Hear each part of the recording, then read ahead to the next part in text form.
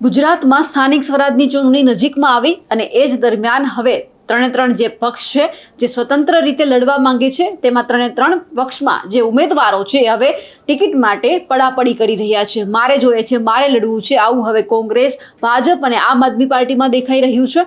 અત્યારે આપણે વાત કરીશું જૂનાગઢની કે જ્યાં કોંગ્રેસની અંદર આવી જ પરિસ્થિતિ દેખાય છે કે જ્યારે ઉમેદવારો છે તે ટિકિટ માટે પડાપડી કરી રહ્યા છે. નમસ્કાર, નિર્ભય ન્યૂઝ સાથે હું છું રિદ્ધિ. ગુજરાતની અંદર સ્થાનિક સ્વરાજની ચૂંટણી નજીકમાં છે અને એ જ દરમિયાન હવે ઉમેદવારોનું લિસ્ટ પણ થોડા દિવસોમાં જાહેર થઈ જશે. એ જ દરમિયાન જૂનાગઢ મનપાની પણ ચૂંટણી છે એટલે આ જે ચૂંટણીની અંદર કોંગ્રેસના ઘણા બધા ઉમેદવારો એવા છે કે જે પડાપડી કરી રહ્યા છે. એટલે કે કોંગ્રેસની અંદર ઉમેદવારોમાં મનદુખ પણ જોવા મળ્યું. હવે જ્યારે જૂનાગઢની અંદર એક કાર્યાલયનું ઉદ્ઘાટન કરવામાં આવ્યું, એમના જે શહેર કોંગ્રેસના જે નવનિયુક્ત અધ્યક્ષ તરીકે જેમને નીમવામાં આવ્યા છે અમિત પટેલ, એમનો પદગ્રહણ સમારોહ હતો અને એ જ સમારોહની અંદર જે કોંગ્રેસનો જે કાર્યકર્તા છે કરશન સોલંકી એ કાર્યાલયમાં પહોંચ્યો અને કાર્યક્રમ દરમિયાન તેમણે તમામ લોકો સાથે બોલાચાલી કરી નાખી અને તેમણે એવો પણ આરોપ મૂક્યો છે કે જે કોંગ્રેસ પ્રમુખ છે જૂનાગઢના મનોજ જોશી, એમણે ટિકિટ માટે પૈસાની લેતી દેતી કરી છે એવા ગંભીર આક્ષેપો પણ મૂકવામાં આવ્યા. અને એ જ દરમિયાન જ્યારે બોલાચાલી થઈ તો પોલીસ ઘટના સ્થળે પહોંચી અને જેમણે બબાલ કરી હતી તેમની અટકાયત પણ કરવામાં આવી છે.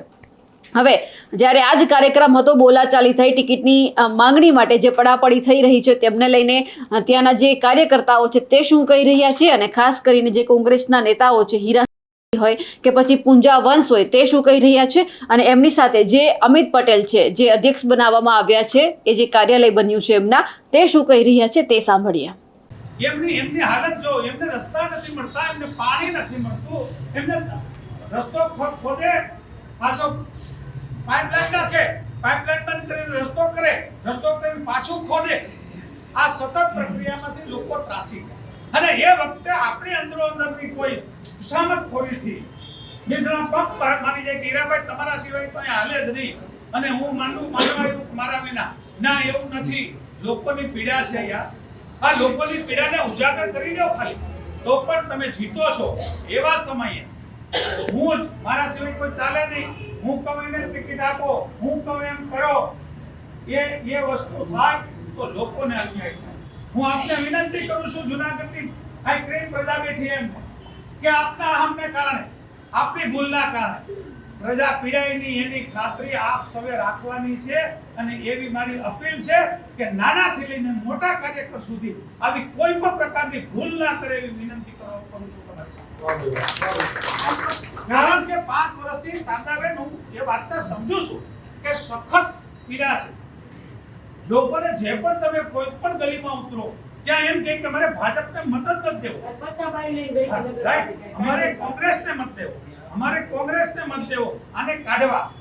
એવા જ વખતે આપણી કોઈ નાની મોટી ભૂલ આપણા મનમાં ના હોય એ વાત.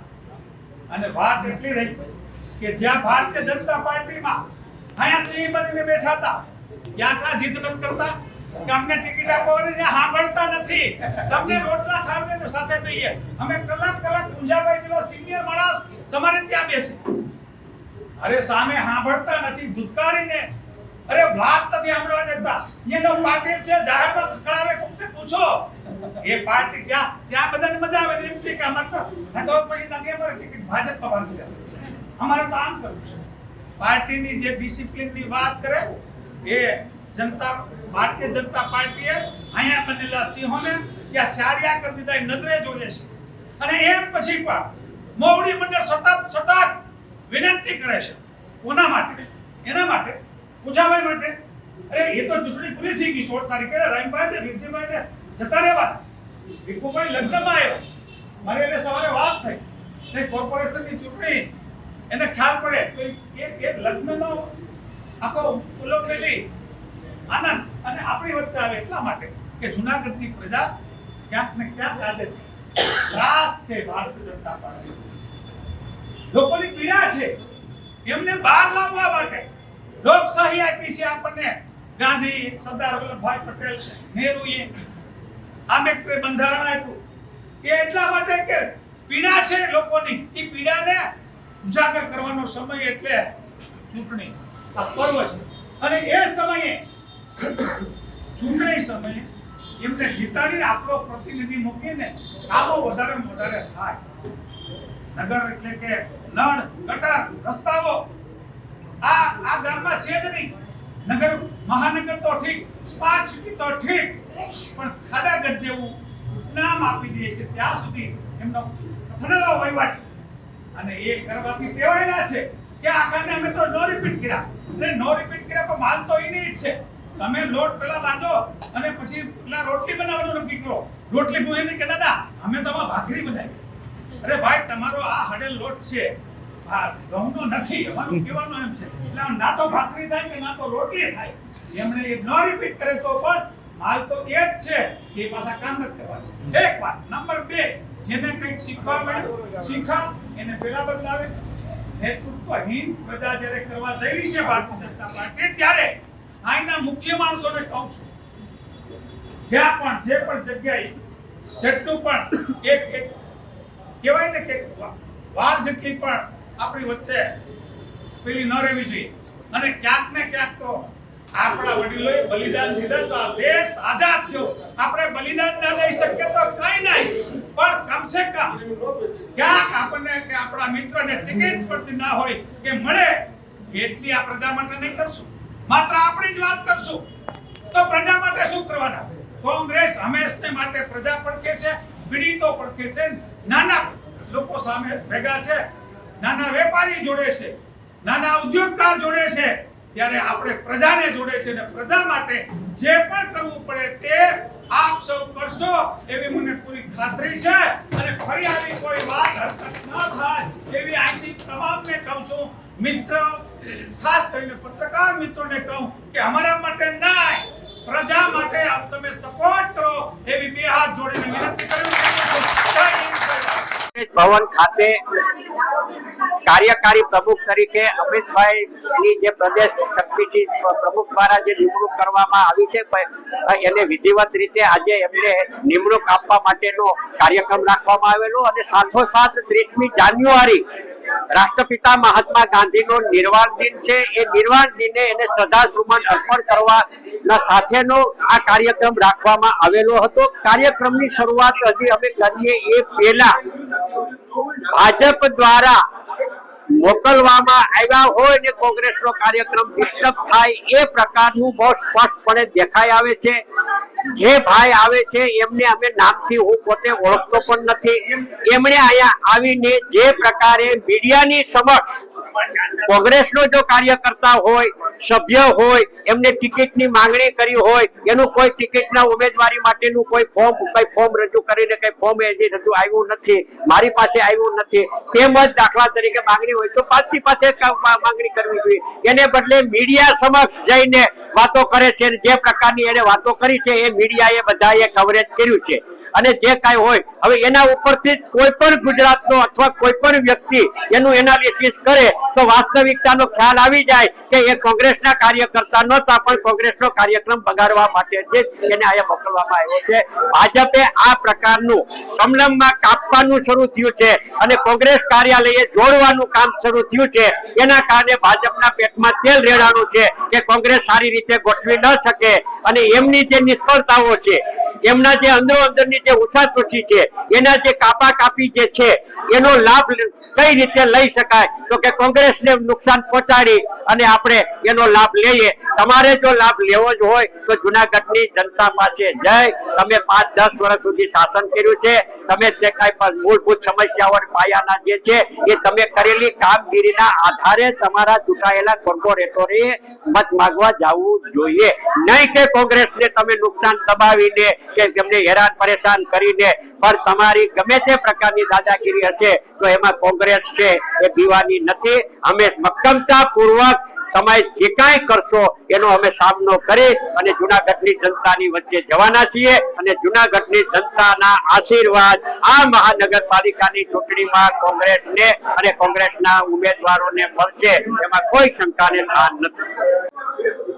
ભારતીય જનતા પાર્ટી જ્યારે એમના પગ નીચેથી ધૂળ સરકી ગઈ છે અને હાડ ભારી ગયા છે, ત્યારે કોંગ્રેસમાં વિખવાદ કરવાનું કારણ જે બની રહી છે, ત્યારે હું ચોક્કસપણે કહીશ કે નૈતિકતાના ધોરણે અને બંધારણની જોગવાઈઓ પ્રમાણે તમે ચૂંટણી લડો.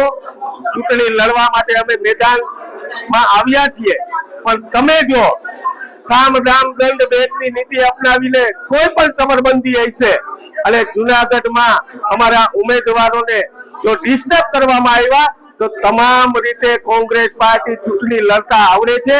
પણ જુનાગઢની પ્રજાને વિનંતી કરું છું કે ભારતીય જનતા પાર્ટીના લોકો ડરી ગયા છે, ત્યારે ચોક્કસપણે એ જે દાવા દાવાઓની રાજનીતિ કરે છે અને કાર્યાલયે ભારતીય જનતા પાર્ટીના માણસોને મોકલી અને અમારો ખોટી રીતે વિરોધ કરી રહ્યા છે, ત્યારે ચોક્કસ કોંગ્રેસ પાર્ટીના સદસ્ય નથી, ભારતીય જનતા પાર્ટીના કહેવાતા આગેવાનો દ્વારા મોકલવામાં આવ્યા છે.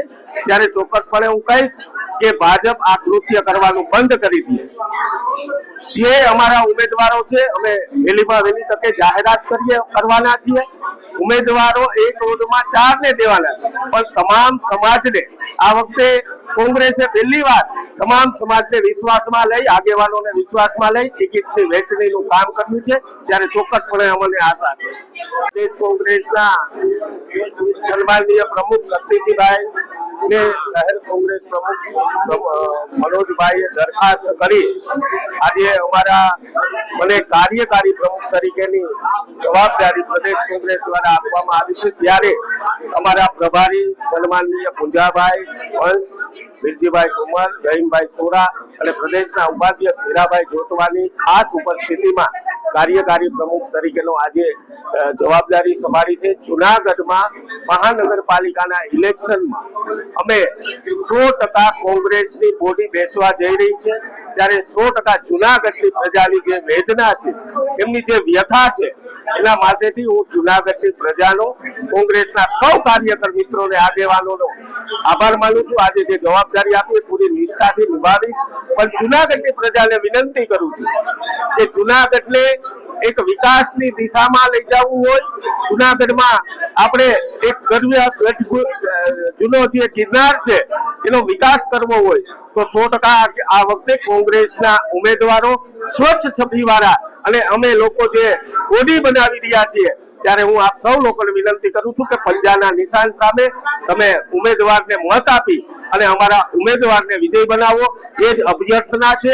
જુનાગઢને આપણે આગળ લઈ જઈએ અને જે રીતે ગઈ ક્રમમાં ઇતિહાસમાં ક્યારેય નહીં થયો હોય એટલો મોટો ભ્રષ્ટાચાર ભારતીય જનતા પાર્ટીની બોડીએ રચ્યો છે, ત્યારે 100% આ વખતે કોંગ્રેસની મહાનગરપાલિકા બની રહી છે. વિવાદ તો કોઈ જાતનો નથી અને એટલું બધું સરસ વાતાવરણ કોંગ્રેસમાં છે, કારણ કે કોંગ્રેસમાં ટિકિટ લેવાનો રાપડો ફાટ્યો છે. એટલે અમારા માટે ખરેખર નવસર્જન જુનાગઢ થવાનું છે, એમાં કોઈ શંકાને સ્થાન નથી. અંદરો અંદર એટલા બધા માનો કાર્યકરો ટિકિટ મને આપો, ટિકિટ મને આપો, ઘણા કાર્યકરોને રજૂઆત એવી સિનિયરનો ટિકિટ આપો, ઘણા એમ કે નવાને ટિકિટ આપો, ઘણા એમ કહેતા હું યુવાનોને ટિકિટ આપો. એટલે આ તો અલગ અલગ વિચારધારા હોય અને લોકશાહી ખરેખર કોંગ્રેસમાં છે, એટલે વિવાદ કોઈ છે નહીં કાંઈ. પણ લોકશાહી ઢબે માન લો કે રજૂઆત બધા કરતા હોય એમાં થોડી ઉગ્રતા આવી હોય તો ઘર જેવું વાત છે. એટલે કોઈ બીજો વિવાદ જેવો છે નહીં જુનાગઢમાં. અને કાર્યક્રમમાં કોઈ બીજું અમારા મતલબ મનોજભાઈ શહેર પ્રમુખ છે એ વ્યવસ્થિત કરે છે. આજે ભાજપ અમિતભાઈ આવ્યા છે, એ પણ ઇન્ચાર્જ તરીકે સારી સેવા કરવાના છે. દ્વારા કઈ પૈસા લેવાયા છે એમાં પણ આક્ષેપ? અરે ના ના ના, અરે ભલા માણા, અરે પણ પૈસા લેવાની તો ક્યાં વાત છે યાર, લેવા દેવાનું વ્યર્થ હોય ને. આ તો લોકશાહી ઢબે કોંગ્રેસ હાલે છે, પહેલથી ને આદિકાળથી હાલે આવે છે. એવા કોઈ ખોટા આક્ષેપ છે હાવ પાયા વિહોણા છે અને શક્ય નથી. ટિકિટો વેચવાની ક્યાં વાત છે યાર ભલા માણા, એટલા બધા. અને બીજું અમારી પાસે કાર્યકરો જ એટલા બધા છે, વેચવાની કોઈ વાત નથી કાંઈ. અને કોંગ્રેસ કેટલી બધી 17 રૂપિયા દઈ દે. આ તો પાયાની માન લો કે જે લોકશાહી આપનારી પાર્ટી છે, એટલે કોઈ ટિકિટ વેચવાની નથી. એવા તો આ બધા ભાજપની ચાલ હોય અને કોઈ વાતમાં પણ આવશે નહીં. અને આજકાલ જુનાગઢની પબ્લિક ઝડપાતોડ જવાબ દેવાની છે. ક્યાંક ને ક્યાંક એવું પણ લાગી રહ્યું છે કે જે કોઈ ભાજપના લોકો આવીને વિવાદ કરી ગયા, શું લાગે છે? હોય કદાચ, પણ એવું મને ક્યાંય દેખાતું નથી કે ભાઈ ભાજપના કોઈ કરતા હોય. અને કદાચ હોય નાના મોટા મતલબ કોઈ સડાવીને આવ્યા હોય, કોઈ આવડી મોટી પાર્ટી છે તો કોઈ લાઈન દોરી આપી હોય, તો આમ કરી નહીં ભાઈ આમ રજૂઆત, એટલે એને ખરેખર ઇમોશનલી લીધો હોય અને રજૂઆત કરવા આવ્યા હોય, એવું હોય બધું. પણ એટલું બધું કઈ વિવાદ જેવી વાત નથી કે એના માટે પાર્ટી નુકસાન જાય કઈ વાત. જ્યારે કોંગ્રેસ કાર્યાલયમાં ઉહાપોહ થયો અને પછી કોંગ્રેસના તમામ નેતાઓએ ભાજપ ઉપર આક્ષેપો કર્યા છે કે આ બધું ભાજપના કહેવાથી થયું છે. એટલે જે રીતે અત્યારે ગિરીશ કોટેચા ભાજપમાં છે તો તેમણે પણ કોંગ્રેસના તમામ નેતાઓને વળતો જવાબ આપ્યો છે અને કહ્યું છે કે જો તમારા કાર્યકર્તાઓ ટિકિટ માટે પડાપડી કરી રહ્યા હોય તો અમે પણ એ જ લાઈનમાં છીએ, કારણ કે અમારી પાસે પણ ઘણા બધા માણસો છે, તો અમે શા માટે અમારા માણસો છે તે તમને એટલે કે તમારા પક્ષમાં મોકલીએ. હવે આપણે સૌથી પહેલા ગિરીશ કોટેચાને પણ સાંભળીએ. આજે કોંગ્રેસની મિટિંગમાં માથાકૂટ થઈ હોય એની પાછા ત્યાંથી આક્ષેપ કરે એના નેતાઓ કે ભારતીય જનતા પાર્ટી કરે. ભારતીય જનતા પાર્ટી ભાઈ કાર્યકરોની ફોજ છે, અમે તમારામાં મોકલીએ પણ શું કામ? આજે 450 જણાએ ટિકિટની દાવેદારી કરી છે અને અમારી શિસ્તબદ્ધ પાર્ટી છે. પાર્લામેન્ટરી બોર્ડમાં જે નક્કી થાય એમાં બધા કાર્યકરો એક ક્યારે કામે લાગી જાય. તમારી પાસે નથી કાર્યકર, નથી નેતા, તમારે કોઈ પણ બને તમારામાં ન્યાય બને એમાં અમારી ઉપર શું એનો આક્ષેપ કરો છો? એટલે આ જે કોઈ આક્ષેપ અમારા ઉપર કરે, તમારી મિટિંગમાં ભાજપનો માણસ અમે મોકલીએ શું કામ? પેલા તો તમને કોઈ ઉમેદવાર મળતા નથી, તમે રાઈટ ને દી મહેનત કરો પણ કઈ થતું નથી, કારણ કે તમારે સવારે શું કરવું ને સાંજે શું કરવું એની ખબર નથી હોતી. એટલે ભારતીય જનતા પાર્ટી આ વાતને સખત સખતમાં વખોડે છે. જે રીતે અત્યારે કોંગ્રેસ અને ભાજપ આ બંને પક્ષની અંદર જુનાગઢમાં પડાપડી થઈ રહી છે ટિકિટ માટે, મારે જોઈએ છે જે ટિકિટની હુસાતુસી છે ત્યારે સામે આવી છે, તેમને લઈને આપનું શું કહેવું છે કમેન્ટ કરીને ચોક્કસથી જણાવજો. સાથે જ અમારી નિર્ભય ન્યૂઝ ચેનલને લાઇક, શેર અને સબસ્ક્રાઇબ કરવાનું ભૂલશો નહીં. નમસ્કાર.